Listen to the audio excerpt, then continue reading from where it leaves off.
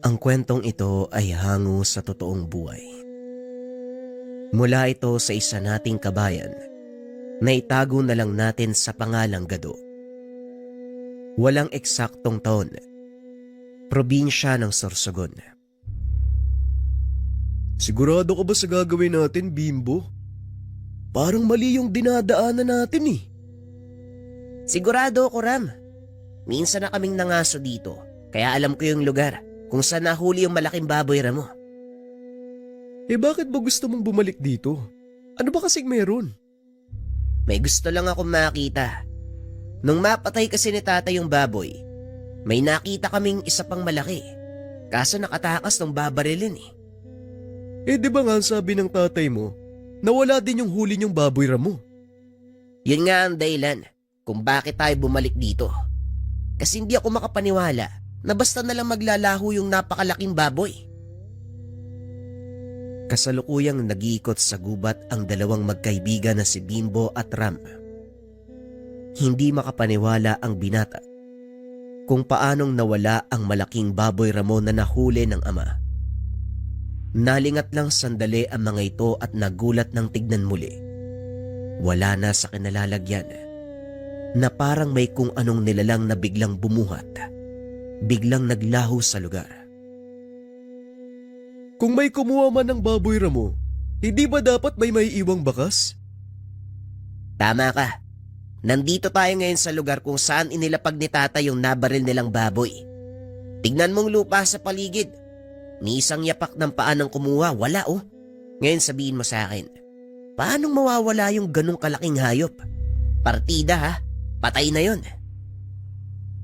Lingid sa kalaman ng dalawa, pinagmamasdan sila ng isang matanda.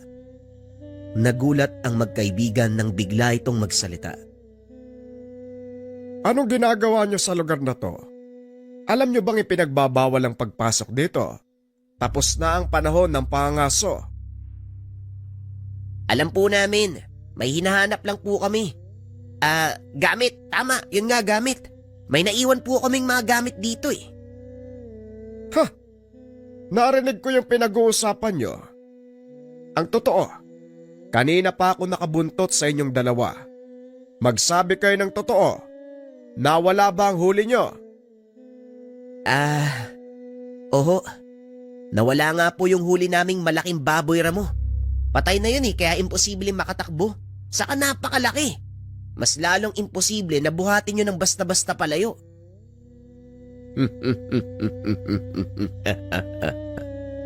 Hindi lang naman kayo ang nawalan ng huli. Sa tuwing matatapos ang panahon ng pangaso, isang grupo ang minamalas na mawalan ng huli. Nagkataong kayo yun eh. Ang payo ko lang, wag na kayo mag-aksaya ng oras na hanapin pa yon, wala na yun dito. Bakit naman po, Manong? May nangunguha talaga dito ng mga nahuhuling baboy? Oo, sinasabing siya ang nilalang na bantay ng gubat at sa tuwing matatapos ang panahon ng pangangaso, nag-iikot ang nilalang na yon sa kagubatan upang kunin sa mga mangangaso ang kanyang parte. Anong uri po ng nilalang yun? Isang uri ng aswang na kung tawagin ay mga gabunan. Mas malakas kaysa sa pangkaraniwang aswang.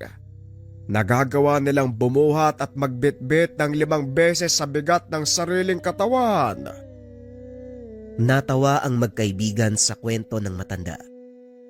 Hindi naniniwala ang mga ito sa aswang o ano pang nilalang na naririnig nila sa kwento.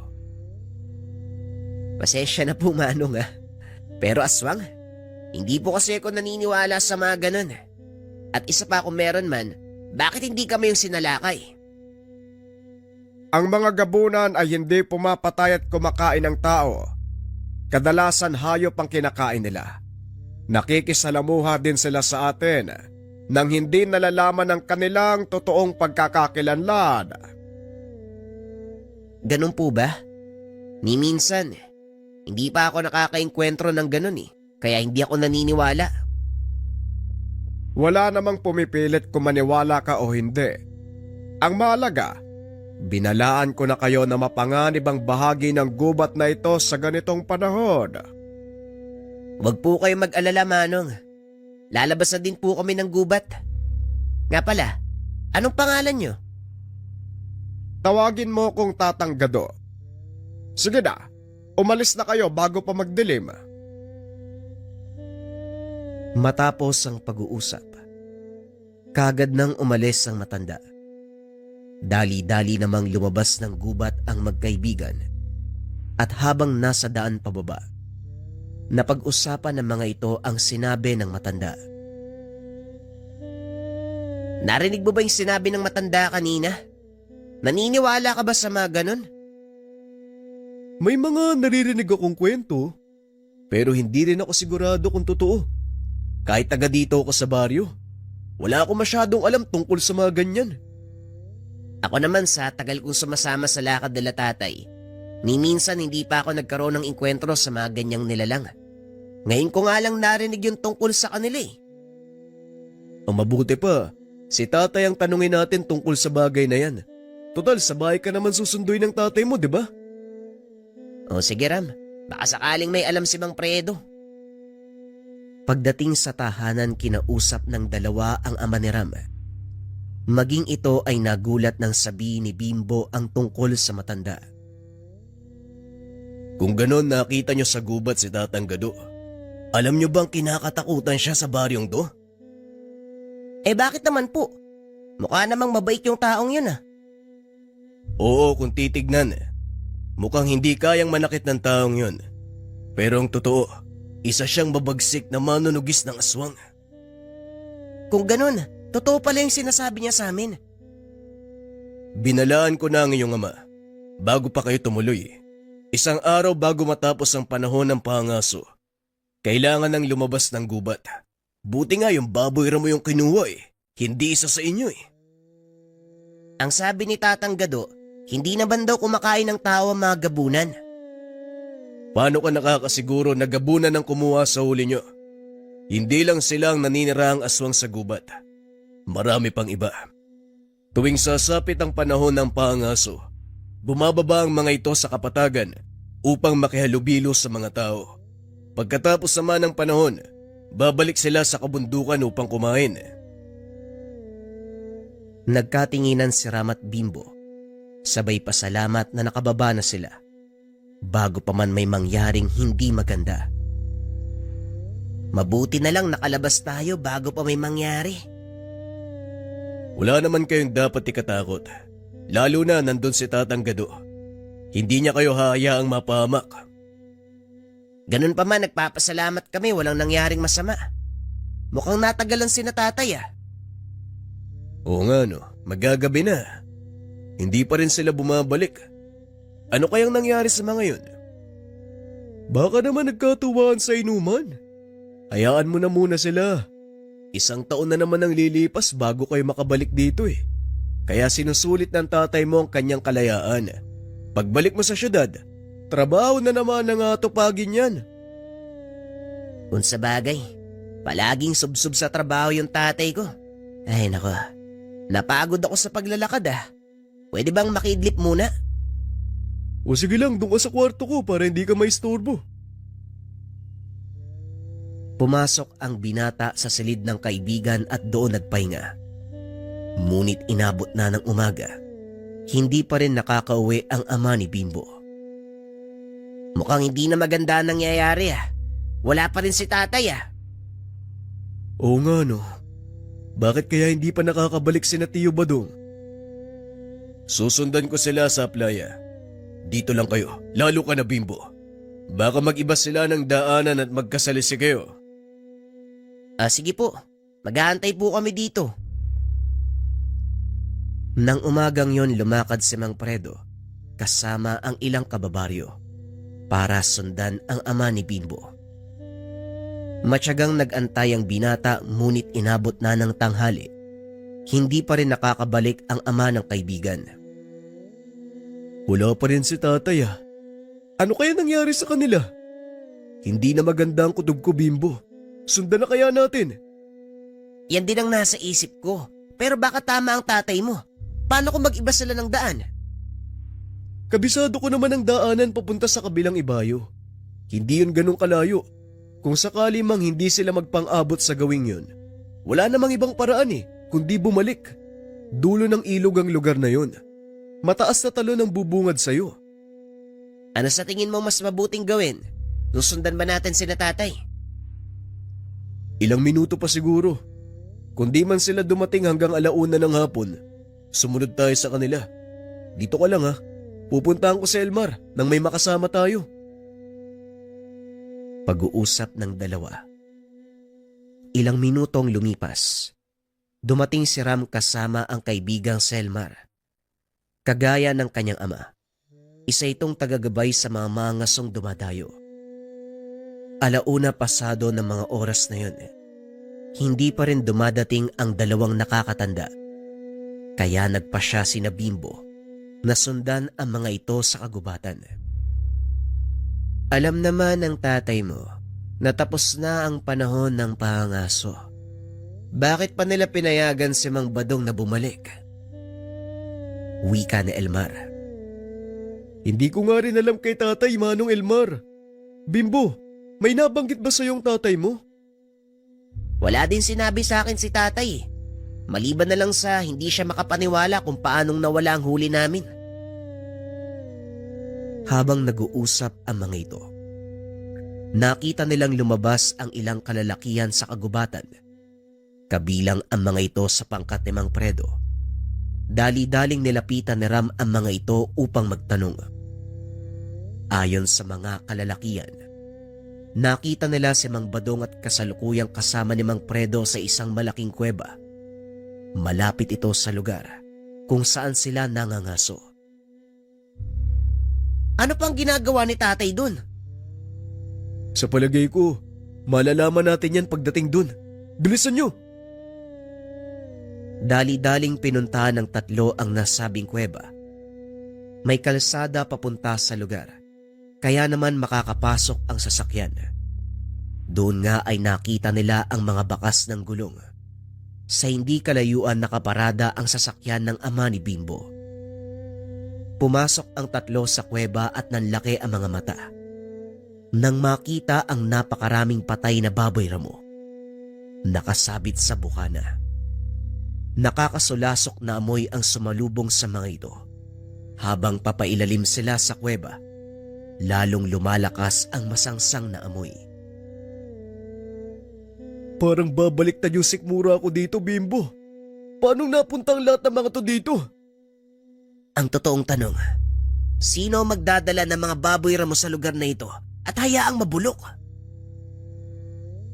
Maya-maya pa natanaw nila si Mang Badong at Mang Predo. Nakatayo ang mga ito sa isang sulok habang may kung anong tinitignan sa pader. Mukhang maling lugar ang pinasok natin, Ram. Sabihan mo ang tatay mo, lumabas na tayo. Bakit, Manong Elmar? Anong meron sa lugar na to? Pugad ito ng isang nilalang na kumakain ng nabubulok na laman ng hayop. Kung hindi ako nagkakamali, ang tinitignan ng tatay nyo, mga itlog ng nilalang na nakadikit sa dingding ng kuweba. Nilapitan ni Bimbo ang dalawang nakakatanda. Tinignan kung ano ang pinagmamasdan ng mga ito sa dingding ng kuweba. Napatunayang hindi itlog ng kung anong nilalang ang naroon, kung hindi mga guwit ng sinaunang nanirahan sa lugar. Inilalarawan ang pakikipaglaban ng mga tao sa grupo ng mga nilalang na ang kalahating katawan ay baboy at ang kalahating katawan ay sa tao. Salamat naman at mali ang akala ko. Hindi pala Durakol ang nakatira dito. Durakol? Malalaking bayawak? Meron bang ganun dito? Oo, Bimbo. Pero wala na sila at kung may mga natira man, iilan na lang. Dahil na rin sa mga mangaso. Ipinagbibili sa mataas na halaga ang balat nila, maging ang mga pangil na ginagawang bato sa mamahaling kwintas, katumbas ng perlas sa mga ito. Bimbo, anong ginagawa nyo dito? Hindi ba't kabilin-bilinan ko? Huwag kayong susunod. Malamang nag-aalala kami, kaya sumunod kami dito. Teka, ano bang ginagawa niyo dito? May nakita akong bakas ng paa mula doon kung saan tayo nangaso. Sinundan ko at dito ako dinala. Tugon ni Manong Badong.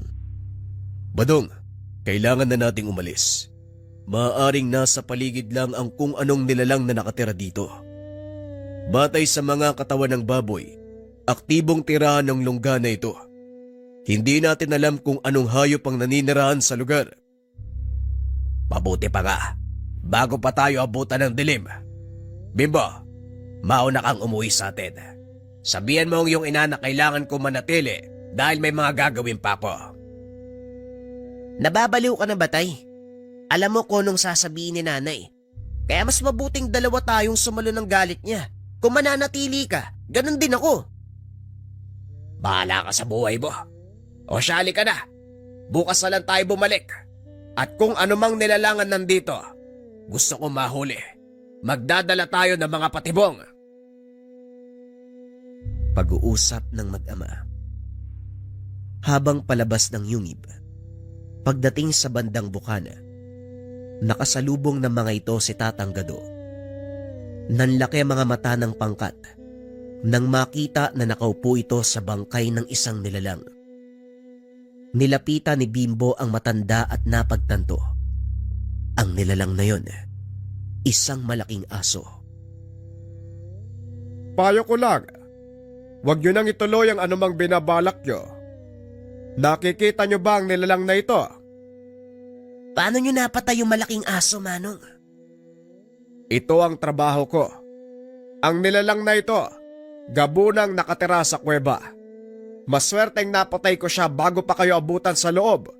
Kung hindi, malamang, hindi na rin kayo makakalabas ng buhay. Maestro, ano pong ginagawa niya dito? Tanong ni Elmar nang makita ang matanda. Huli itong lumabas. Sinigurado niyang walang bakas na may iwan na maaaring gamitin ng kung anong nilalang para sundan sila. Nakita ko kayo na papunta sa lugar na ito. Ilang minuto lang ang nakalipas matapos kayong pumasok sa kuweba. Nakita ko naman ang nilalang. Kaya bago pa man siya pumasok at gawin kayong hapunan, inunahan ko na. Isa pa, mainam pang dagdag sa mga koleksyon ko ang pangil ng isang ito. Tugon ng matanda. Ipinakilala ni Elmar si Tatang Gado sa mga kasama. Lingid sa kalaman nito, nakausap na ni Bimbo ang matanda. Nakausap na namin siya doon kung saan kami nangaso. Siya din yung nagbigay sa amin ng babala tungkol sa mga aswang na nakatira sa gubat. Oo, pero halatang hindi kayo nakinig. Talagang pumunta pa kayo sa lungga nila. Ang lalakas ng loob nyo. Hindi nag-iisa ang nilalang na ito.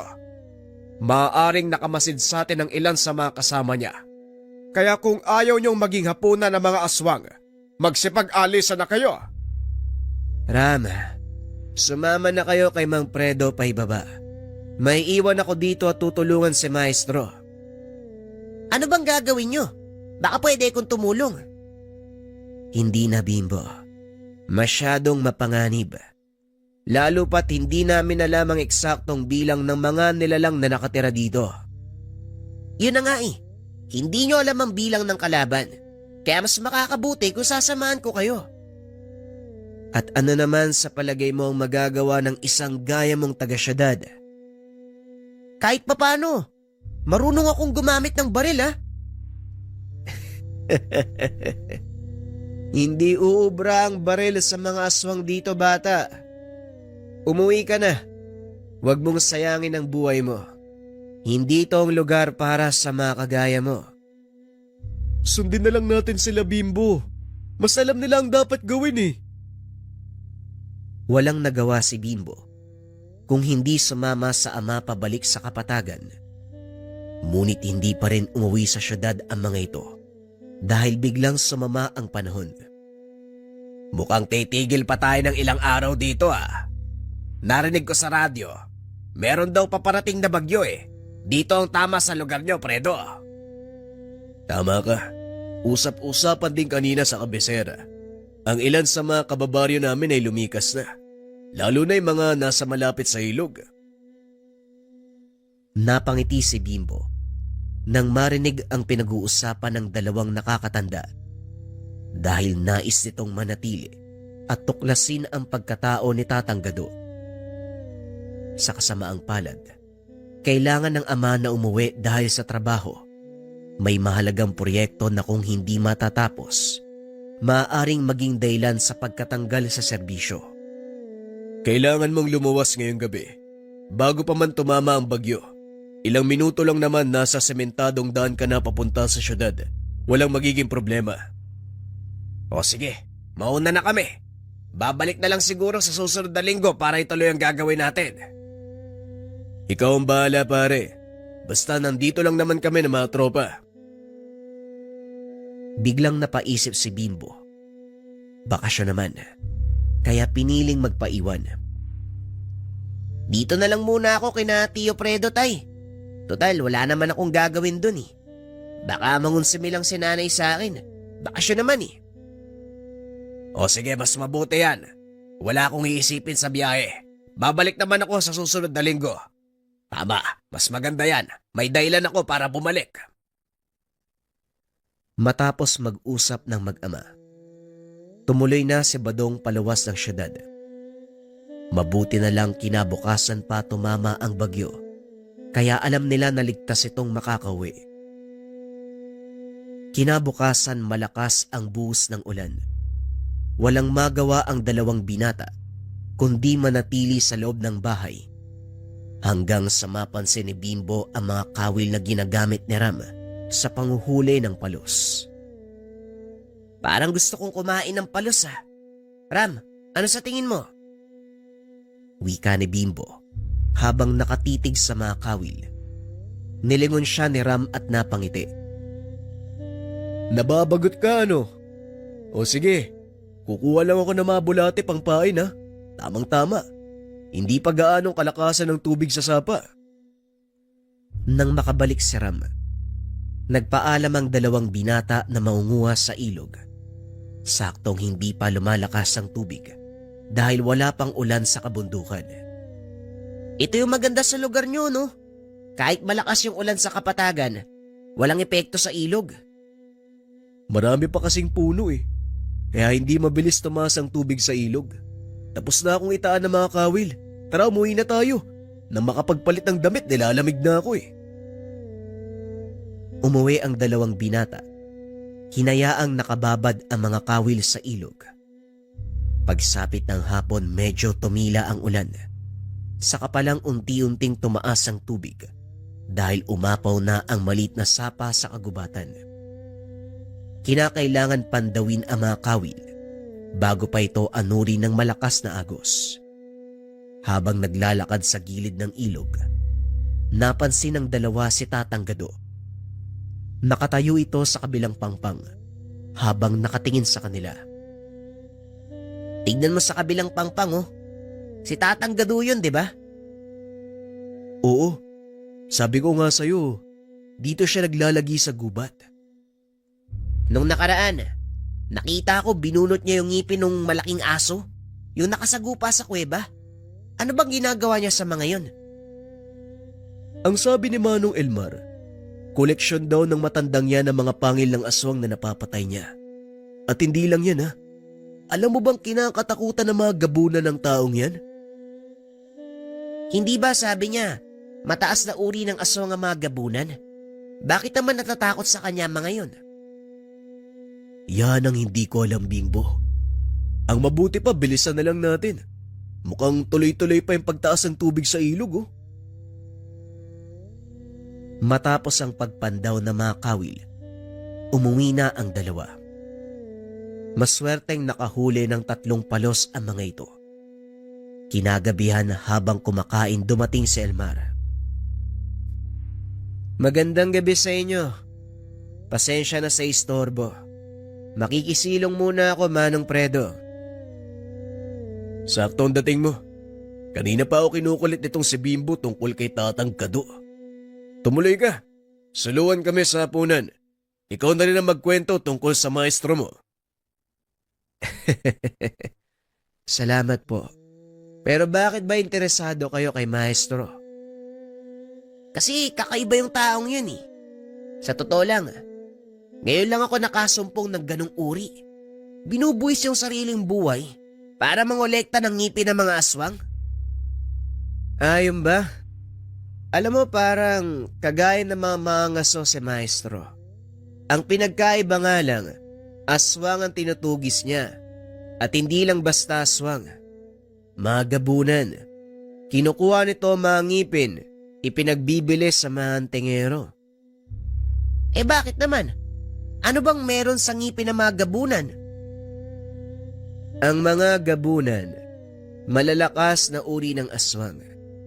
Halos lahat ng parte ng katawan nila ay nagtataglay ng malakas na bertud. Lalong-lalo ang pangil. Isa itong uri ng mutya na nagbibigay sa may tangan ng kakaibang lakas, bilis at talas ng pakiramdam. Maraming antingero nagangad ng ganitong uri ng mutya, kaya naman mataas ang presyo nito. Kung ganun, mayaman si Tatang Gado. Hindi rin. Malimit lang ang talagang nakakalam ng totoong kakayahan ng pangil na mga gabunan. Kaya halos walang lumalapit kay Maestro para bumili niyan. Yung mga nakakalam, sinasabing sa kanya bumili. Pero depende pa yon kung pagbebenta niya. Kung pera-pera lang din pala yung pag-uusapan siguro. Wala namang dahilan si Tatang Gado na hindi pagbili ang mga koleksyon niya. Huwag mong husgahan ang guro ko, bata. Kahit ipinagbibili niya ang mga nakukuhang pangil, sinisiguro pa rin ni Maestro na mapupunta ito sa kamay ng mga mabubuting tao na gagamitin ang bertud sa tama. Gaya ng sinabi ko, makapangyarihan ang pangil ang mga gabunan at kapag ginamit ito sa hindi tamang paraan, marami ang mapapahamak. Inabot ng hating gabi ang kwentuhan hanggang sa tumila na ang ulan. Nagpaalam si Elmar na uuwi. Nagpahinga na rin ang dalawang binata. Nakaiga habang nag-uusap ang mga ito. Pambihira talaga si Tatang Gado. Biruin mo, malakas sa aswang ang pinapatay niya. Ibig sabihin lang, mas malakas siya. Aba syempre, hindi ka naman makakapatay ng aswang kung wala kang sapat na kakayahan. At isa pa, kilala ding albularyo si Tatang Gado doon. Pero simula nang mamatay ang kapatid niya, itinigil ang matanda yung panggagamot niya. Ano bang sanhi ng pagkamatay ng kapatid niya? Inatake ng mga taga-baryo dahil hindi tinanggap ang pasyenteng lumapit sa kanya. Hindi ako sigurado sa dahilan ng pagtanggi, pero may narinig ako yang sabi, wala naman daw magagawang kapatid ni Tatang Gado dahil nakatakda ng pagkamatay ng pasyente. Siguro totoo. Pero ano bang sakit ng pasyente? Ang sabi, kulam. Ano ba yan? May aswang na may mangkukulam pa. Ayos ah. Kompleto dito sa inyo no? Maraming ganon sa probinsya namin. Kahit sa Maynila meron yan. Hindi ka lang pamilyar. Ang akala nyo normal na sakit ang dumadapo sa inyo. Pero gawa yan ng mangkukulam. Kaya mag-iingat ka sa mga taong nakakausap mo. Baka mamaya, makita na lang kitang sumusuka ng lubid na may angkla sa dulo. Baliw ka talaga. Matulog na nga tayo. Habang tahimik na nagpapantok, naisipan ni Bimbo, puntahan ng matanda sa kanyang tahanan at personal na tanungin. Kinabukasan, tumila na ang ulan. Dahil nababagot na sa tahanan, nagpa siya ang binatang lumabas at mag-ikot sa baryo. Hindi naman sumama si Ram dahil kailangan nitong ayusin ang kulungan ng mga manok na nasira ng malakas na hangin. Kasalukuyang naglalakad ang binata sa daan nang makita nito si Tatang Gado. May pasan na sako ng bigas. Mula ang matanda sa kabisera at alam ni Bimbo na pauwi na ito. Kaya naman sinundan ng binata si Tatang Gado. Nanatiling malayo si Bimbo para hindi siya maramdaman ng matanda. Matagumpay na nasundan papunta sa maliit na kubo. Pumasok si Tatang Gado at nilapag ang sako ng bigas. Dahan-dahang naglakad ang binata. Ngunit laking gulat nito. May malamig na bagay na dumikit sa kanyang lalamunan. Anong ginagawa mo dito? Bakit mo ko sinusundan? Nakaramdam ng takot ang binata dahil alam niya, tutuluyan siya ni Tatang Gado. Pasensya na po kayo, Tatang. Gusto ko lang po sana makipag-usap sa inyo. Makipag-usap? Tungkol saan? Marami po akong tanong sa isip ko tungkol sa mga aswang at sa inyo. Gusto ko pong makilala kayo ng lubusan para maunawaan ko yung mga bagay-bagay. Ibinaba ng matanda ang patalim. Tinulak si Bimbo papasok ng tahanan. Maupo ka sa sulok. Huwag gagalawin ng kahit ano. Magbibihis lang ako. Nanatiling nakaupo ang binata sa sulok habang pinagmamasdan ang loob ng kubo. Madilim sa lugar. Nakasara ang mga bintana. Ngunit nang buksan ni Tatang Gado ang mga ito ay pumasok ang liwanag. Tumambad kay Bimbo ang napakaraming bungo ng kung anong mga nilalang. Sa tagal ng pananatili ko sa baryong ito, ngayon pa lang ako nakasumpong ng taong umaapaw ang kuryosidad. Ano ang pakay mo at bakit gusto mong malaman ang lahat ng tungkol sa ginagawa ko? Wala naman po, Tatang. Naintriga lang talaga ako sa hanap buhay mo. Biruin mo. Buwis buhay ang ginagawa mong pagtugi sa mga aswang. Sa totoo lang bilang anak ng isang mangaso, ngayon lang ako nakasumpong ng kagaya mo. Sa tingin mo, espesyal ang mga katulad ko.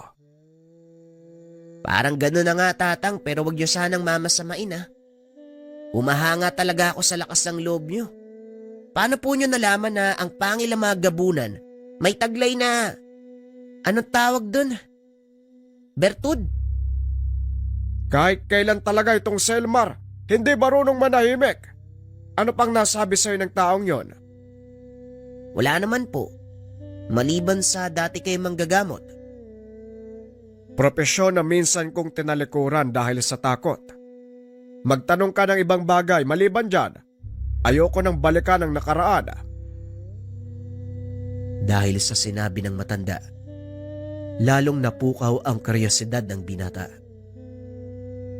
Yun nga po ang gusto ko malaman, Manong Bakit kayo minto sa panggagamot?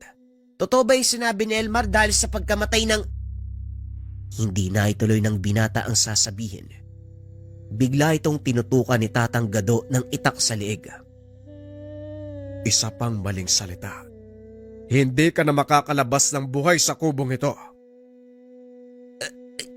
Kalma lang po, Tatang. Pasensya na po. Hindi na po ako magtatanong tungkol dyan. Huminga ng malalim ang matanda at binaba ang itak. Pasensya ka na rin. Hindi ko maiwasang magalit sa tuwing maaalala ang pangyayaring yon. Mahusay na manggagamot ang kapatid ko. Binuwis ang buhay para makatulong sa iba. Walang hinihinging kapalit. Pero sa isang pagkakamali na hindi naman siya may gawa, hinusga nila si Delpin at pinatay. Nakita ni Bimbo ang matinding galit sa mga mata ng matanda.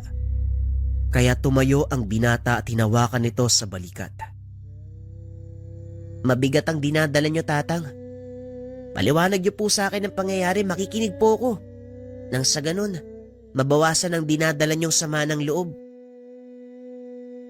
Napatingin si Tatang Gado sa binata at naupo. Walang nakakaunawa sa akin. Inakala ng mga taong tinalikuran ko sila simula nang mamatay si Delpin. Hindi ko na ipinagpatuloy ang paggagamot sa takot na baka magkamali din ako at masayang ang maraming taon kong pagtulong sa kanila. Dahil din sa pagkawala ng kapatid ko, lumakas ang loob ng mga aswang at mangkukulab. Sinakop nila ang kagubatang ito at pinamugaran. Maging ang malalakas na mga aswang na natili na rin sa lugar dahil alam nilang ligtas sila. Kung sanktuaryo lang ang hinahanap na mga gabunan, bakit mo sila tinutugis at pinapatay? Kailangan ko ang kanilang mga bertud para maging mas malakas. Nung una, pansariling dahilan ng pagpatay ko sa kanila. Ngunit kalaunan, nakita ko ang kahalagaan nito sa ibang kagaya ko. Simula noon tinugis ko sila. Kinuha ang kanilang mga pangil. Sa ganitong paraan, mababawasan ko ang bilang ng mga aswang at matutulungan ng mga mabuting antengerong maging malakas. Pagpapaliwanag ni Tatang Gado. Alam ni Bimbo na may mas malalim pang dahilan kung bakit ito ginagawa ng matanda. Ngunit mas ginusto na lang nitong manahimik. Ipinagpatuloy ng matanda ang kwento hanggang sa mapansin ng matandang may umaaligid sa kubo. Huwag kang aalis dito. May tao sa labas. Wika ng matanda. Matapos ay lumabas ito ng pintuan dala ang kanyang itak. Sumilip sa siwang ng dingding si Bimbo, ngunit wala itong nakikitang tao hanggang sa biglang sumigaw si Tatang Gado. Alam kong nandyan ka lang. Bakit hindi ka magpakita? Nanlaki ang mga mata ni Bimbo nang biglang lumitaw ang isang figura ng lalaki mula sa masukal na bahagi ng gubat. Talagang napakatalas ng pang-amoy mo, tanda. Tapos na ang panahon ng pangaso. Siguro naman, oras na para umalis ka sa lugar na ito. Matagal ka na naming binalaan ngunit nandito ka pa rin. Ilang beses ka nang ipinagtabuyan ng mga taga-baryo pero pilit ka pa rin nananatili. Yon ay sa kadahilan ng mahal ko ang baryong ito at ayoko mapahamak ang mga tao. Kalokohan, ang sabihin mo, walang ibang tatanggap sa'yo dahil mamamatay tao ka. Higit kanino man, ikaw ang nakakaalam kung ano ang nangyari ng mga oras na yon. Kaya nagtataka ko, paano mong nasasabi ang lahat ng ito sa harapan ko? Sabihin na lang nating nabulag ako noon sa paganga sa'yo. Pero napagtanto ko, huwad na pagkataong pinakita mo sa amin. Binigo mo mga tao dahil inakala nilang mabuti ka. Pero nung ginawa mo, tinalikuran mo kami. Yan ba ang sadya mo dito? Hindi. Nasaan si Bimbo? Ilabas mo ang anak ng kaibigan ko. Bimbo, lumabas ka diyan. May naghahanap sa'yo. Huwag kang mag-alala, Fredo. Dahil hindi ako katulad ng iniisip mo. Hayan ang binata. Ayos ka lang ba, Bimbo? Anong ginawa niya sa'yo? Anong sinasabi mo, Tio Fredo? Walang ginawang masama sa akin si Tatang Gado. Kusa ako nagpunta dito eh. Gusto ko malaman ang lahat tungkol sa kanya. Huwag nang matigas ang ulo, Bimbo. Umuwi na tayo. Maya-maya lang nandito na ang tatay mo para sunduin ka. May isip na po ako. Hindi nyo kailangan turuan ng mga dapat kong gawin. Narinig ko ang panig ni Tatang Gado. Malayo to sa mga naririnig ko sa inyo. Kung ano man ang sinabi ng matandang yan, yon ay purong kasinungalingan. Nasa'yo kung maniniwala ka sa kanya. Pero sinasabi ko, kapamakan lang ang makukuha mo kung palagi kang didikit sa kanya. Bilang kaibigan ng iyong ama, hindi ko hahayaang mapahamak ka, Bimbo. Kaya sa ayaw at sa gusto mo, sasama ka sa akin. Paano kung ayoko? Wala kang magagawa dahil sa oras na... Hindi na ituloy ni Fredo ang sasabihin. Bigla silang nakarinig ng malakas na lulong mula sa loob ng gubat. Mukhang naamoy ng mga aswang na nandito ka, Fredo. Kung ako sa'yo, aalis na ako. Bago pa man sila dumating at gawin kang merienda. Binunot ni Mang Fredo ang baril. Inikot ang tingin sa paligid. Sige, lumabas ka. Subukan mong lumapit. Tignan natin kung ubra ang bilis mo sa bala ko. Maya-maya pa kumaluskos ang mga sanga. Alam ni Tatang Gado, malapit na ang nilalang. Kaya naman itinulak nito papasok si Bimbo. Manatili ka sa loob ng kubo at huwag kang lalabas. Anong klaseng nilalang po ba yan? Batay sa lakas ng presensya, isang gabunan ang nakaramdam kay Fredo. Akala ko po ba, hindi kumakain ng tao ang mga gabunan? Hindi nga, pero pumapatay sila. Lalo na kung nasa loob ng teritoryo ng isang gabunan ng tao. Maya-maya ay nagpakita ang malaking aso. Pinagbabaril ni Mang Fredo. Ngunit hindi man lang tumalab ni isang bala sa katawan ng nilalang. Dinamba siya ng malaking aso at tuluyang nilapa. Pipigilan pa sana ni Bimbo ang nilalang. Kaso nga lang wala nang nagawa. Tinangay ng aswang ang katawan ng Ginoo. Wala ka nang magagawa pa, Bimbo. Hindi mo na maaabot ang buhay si Fredo. Sa mga sandaling ito, gutay-gutay na ang kanyang kalamnan. Bali na ang mga buto at malamang wala ng buhay. Pero tatay po siya ng kaibigan ko. Alam ko, kasalanan niya nangyari. Binalaan ko na siya pero hindi nakinig. Eh bakit ako? Hindi ginalaw ng aswang kanina. Nandito lang naman ako ah. Saan kayo? Bakit alam na alam nyo na teritoryo ng aswang ang lugar na to? Ang kinakatayuan ng kubong ito ay isang protektadong lugar. Gumawa ako ng malakas na harang para hindi makapasok ang mga aswang. Kanlungan na mga gabunan ng labas ng kubo at sa kasamaang palad, naabutan ng isa sa kanila si Fredo at para sa mga aswang, isang malaking kasalanan ng pagpasok sa kanilang teritoryo. Pero kahit na po tatang, kailangan pa din nating kunin yung katawan ni Tio Fredo. Paano ko ipapaliwanag kay Ram yung nangyari at sa asawa niya? Hindi na kailangan, Bimbo. Nakita ko yung pangyayari. Kasalanan mo ang lahat.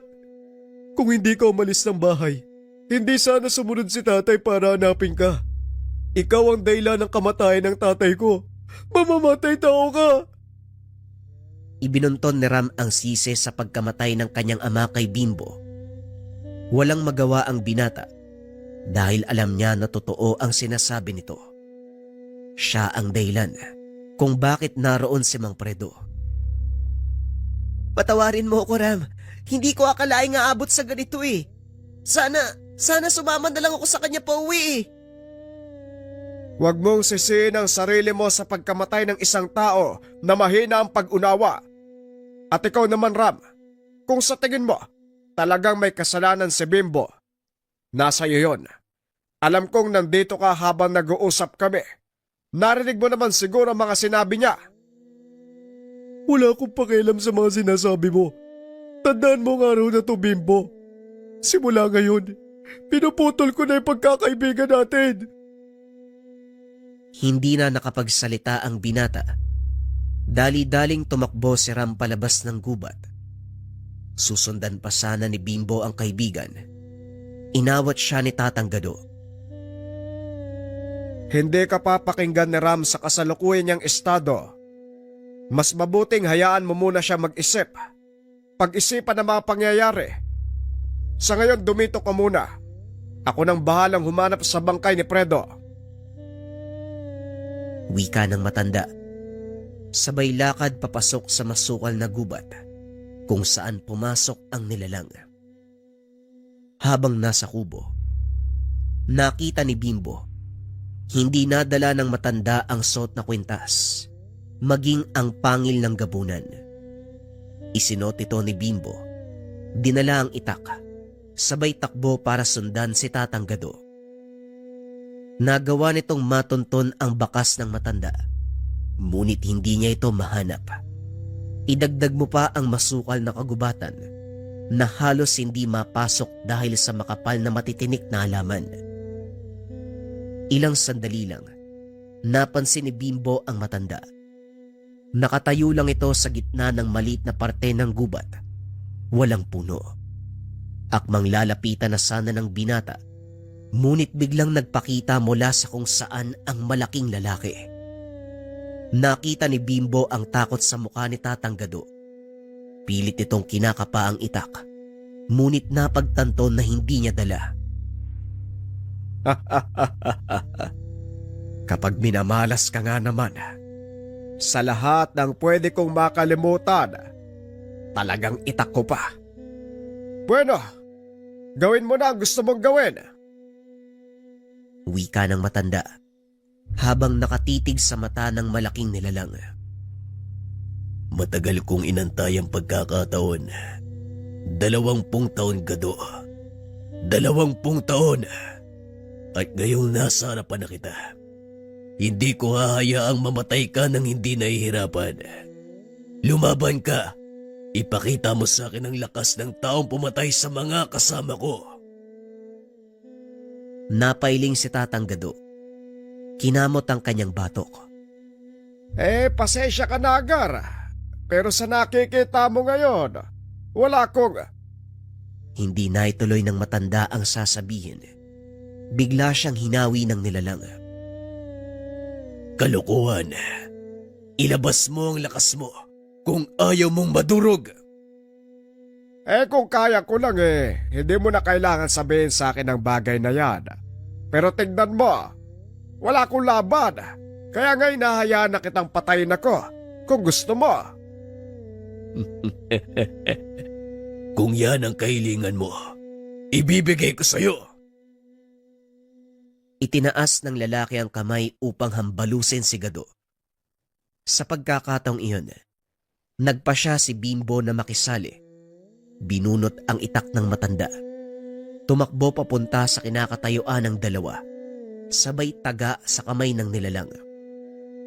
Umangil lang napakalakas. Dali-daling tumakbo papasok ng gubat. Matapos ay kaagad niyang inalalayan ng matanda. Ayos lang po ba kayo, Tatang? Alam niyo namang aswang ang tutugisin niyo. Bakit iniwan mo yung itak, pati tong bertud mo? Alam mo naman, matanda na ako Medyo makakalimutin. Hindi ko alam na may katigasan din pala ang ulo mo. Mabuti na lang matigas ang ulo ko. Kung hindi, baka patay ka na ngayon. Maraming salamat Halika na. Bumalik muna tayo sa kubo dahil sigurado magtatawag ng tulong si Agar. Agar? Siya po ba'y nakalaban niyo? Oo, si Agar. Ang pinakamalakas na gabunan sa lugar na ito. Pero nagulat siya nang bigla kang dumating Alam mo bang walang ibang nakakagamit ng itak na yan maliban sa akin? Kahit si Elmar, hindi yan kayang bunutin sa sisidlan. Yan na naman kayo Kalokohan na naman, Tatang Anong tawag mo dito? Ang gaan nitong bunuti. Teka, bakit hindi ko mabunot? Anong nangyayari? Yan ang sinasabi ko. Hindi basta-bastang sumusunod ang itak na yan sa ibang tao. Pero nagawa mo siyang pasunurin kanina. Ano po bang meron sa itak na to?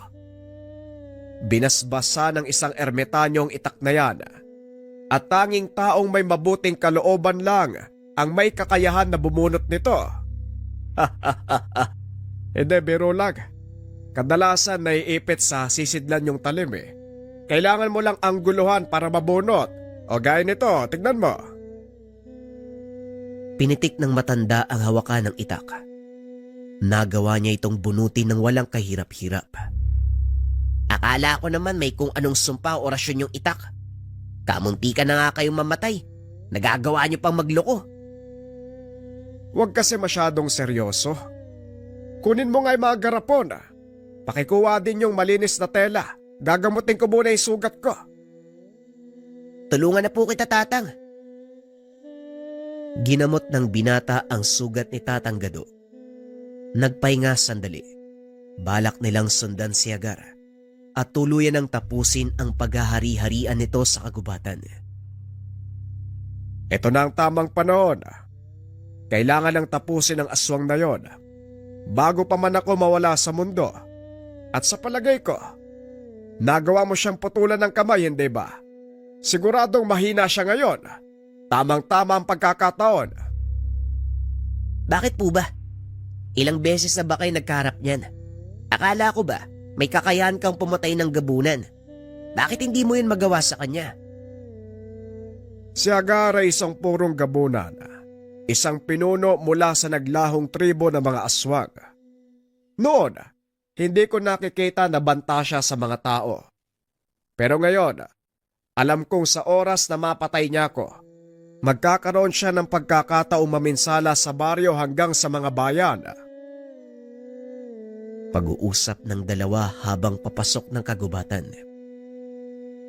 Sinundan ng mga ito ang bakas ng dugo ni Agar hanggang sa matunto nila ito sa isang malaking puno ng duhat sa kalagitnaan ng kagubatan.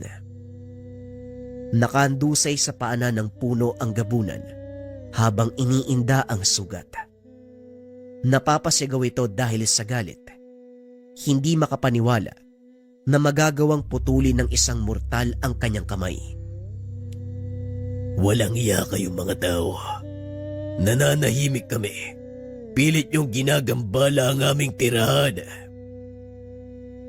Hindi kayo nararapat sa lugar na ito.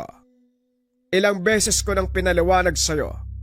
Maraming tao ang nagagawi dito sa panahon ng pangaso. Kaya manganganib lang ang buhay nyo. Kaso hindi ka nakinig, pinairal mo ang kayabangan at pagiging pinuno. Ngayon tignan mo ang nangyari. Sa palagay mo, may naidulot bang kabutihan ng pagiging matigas ang ulo? Wala na kaming ibang paglalagyan dahil halos lahat ng gubat sinisira ng mga tao. Ito lang ang natatanging tirahan para sa amin. Naunawaan ko ang sinasabi mo. Ngunit manganganib lang kayo dito. Intindihin mo ang sinasabi ko, Agar. Nasaan ang iyong kakayahang magtimbang ng mga bagay-bagay? Isa kang pinuno ng malakas na angkan ng mga aswang at bilang pinuno, hindi lang dapat puro dahas ang pinapairal. Kailangan mo ring isipin ang kapakanan ng iyong nasasakupan. Nakasalalay sa iyo ang kanilang kaligtasan. Pero tignan mo, huli na ang lahat dahil mag-isa ka na lang. Mas malaki ang dahilan ko para ubusin kay mga tao. Dahil pinatay nyo ang aking mga kalay. Yun din ang gagawin ko sa inyo. Tugon ni Agar. Matapos ay dahan-dahan itong tumayo at sinugod si Tatang Gado. Dali-daling tinulak ng matanda ang binata. Binunot ang itak. Sabay salubong sa galit na aswang. Gamit ang likod ng itak, hinambalos ng matanda si Agar. Tinamaan ito sa tagiliran. Ininda ng gabuna ng atake. Kaso nga lang kagad nakabawi. Hinawakan ni Agar ang kamay ng matanda. Bigyan mo ko ng marangal na kamatayan, Gado. Yan lang ang tangi kong kahilingan. Walang problema. Ngunit sa isang kondisyon. Ipagkakaloob mo sa binata ang iyong pangil. Kung sa tingin mo ay karapat dapat siya sa kapangyarihan, walang problema. Pag-uusap ng dalawa. Sabay tulak sa isa't isa palayo. Muling nagsalpukan ng mga ito. Namangha si Bimbo sa mga nakikita.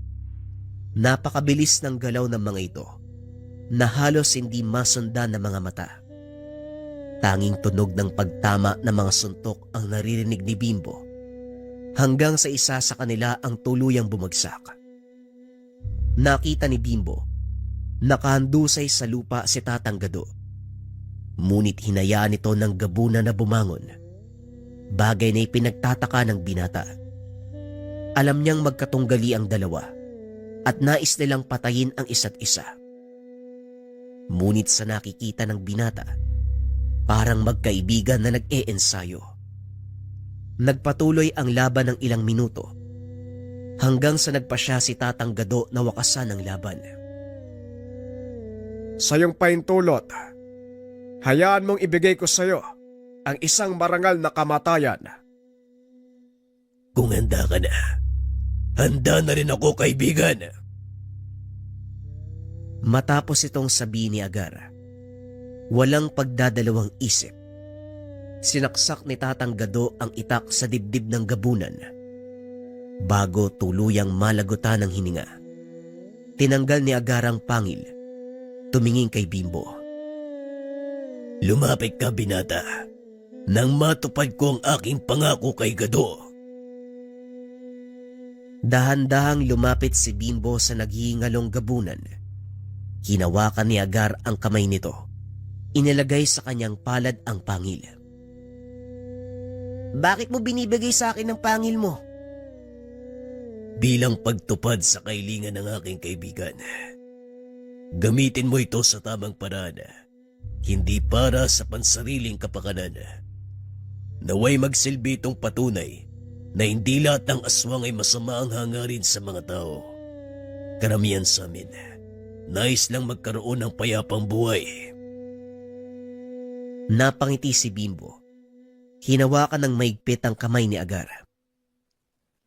Hindi kita kilala. Ngayon lang kita nakita. Pero ramdam ko na hindi ka masamang aswang. Huwag kang mag-alala. Nangangako ako sa harapan ni Tatang Gado na gagamitin ko sa kabutihan ng kapangyarihan ng pangil na to. Hindi masasayang ang tiwala mo. Magpahinga ka na, Agar. Maraming salamat. Hinawakan ng binata ang itak. Itinulak ito upang tuluyang bumaon sa puso ng aswang ang talim. Nakangiti ito habang nakatitig kay Bimbo sa mahinang boses. Maraming salamat, kaibigan. Tuluyang nalagot ang hininga ni Agar. Unti-unting naging abo ang katawan. Isang maliwanag na bolang apoy ang lumabas mula dito. Sa wakas, dumating na ang pinakaaasam mong pahinga. Paalam, Agar. Butihin kong kaibigan. Ilang minutong katahimikan ang inalay ng dalawa para kay Agar. Matapos ay dumating si Elmar at Ram. Itinaas ni Bimbo ang hawak na itak dahil nakita nitong may dalang baril ang kaibigan.